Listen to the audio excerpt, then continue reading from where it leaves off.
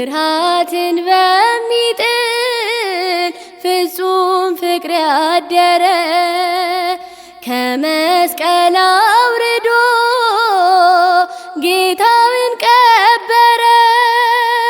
የመግነዙን በፍታ በሽቱ ያከበረ ከመቅደሱ አንቀጽ ላይረሳ አምዶኑ ታጠረ።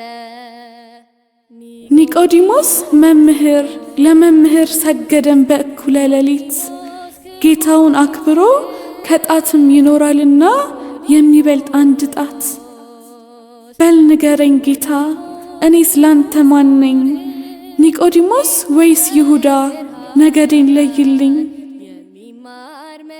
በሌሊት ስለ ወንጌል ወደ አንተ ጊዜውን አጣቦ የሚገሰግሰው ወይንስ እንደ ይሁዳ ከጌታዬ ማዕድ ተነስቼ ለጥፋትም ሄደው?